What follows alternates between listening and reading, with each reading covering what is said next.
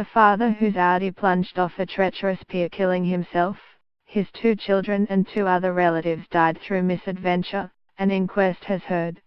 Sean MC Grotti, 49, was more than 3 times the legal drink-drive limit when his Audi Q7 Jeep slid off an algae-covered slipway in Bucharest, Donegal, and sunk beneath the waters of the Loch Swilly in March last year.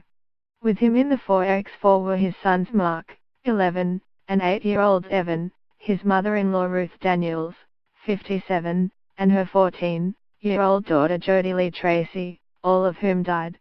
Mr. MC Grotti's 4-month-old baby Ryog Hakan was the sole survivor after being plucked to safety by a heroic bypasser, who swam to the sinking car. Today, following the 2-day inquest, jurors ruled that all 5 victims died as a result of misadventure. Sean MC Grotti, back left, and his sons Mark, 12, and Evan, 8, pictured front, died when the Audi they were in plunged off a pier and into the water. Their baby sister Ryog Hakan, pictured with their mother Louise James, who was not involved in the crash, survived. Ms. James' mother Ruth Daniels, 57, left, and Ms. Dale's teenage daughter Jodie Lee Tracy, 14, right, also died. The panel had been asked to deliberate on whether the deaths were accidental or a result of misadventure. Misadventure means jurors believe there was risk associated with the events of the day and that somebody had done something to increase the chance of the event happening. Coroner Danny Macaulay said the evidence suggested Mr. MC Grotti decided voluntarily to drive onto the slipway and added jurors knew what condition he was in. A post-mortem examination also found his reading was 159 milliliters per 100 milliliters of blood.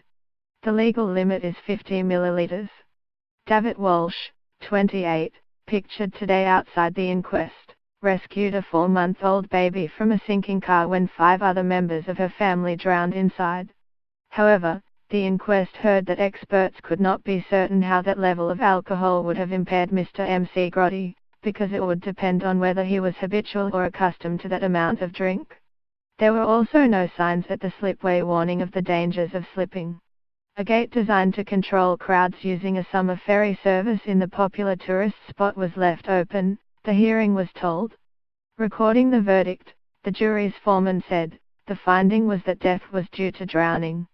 Cause of death was death by misadventure. The spokesman also urged the Irish Water Safety Promotional Organisation to take a lead on advising and working with all other bodies on implementing best international practice for safety on all slipways and piers. He added, "We hope that this can be implemented as quickly as possible in the light of the tragedy." Mr. Macaulay said the jury had handed the Irish Safety Authority a golden key in its dealings with other agencies, to become the main agency in raising prevention issues. He said he could not imagine what the victims' families were going through.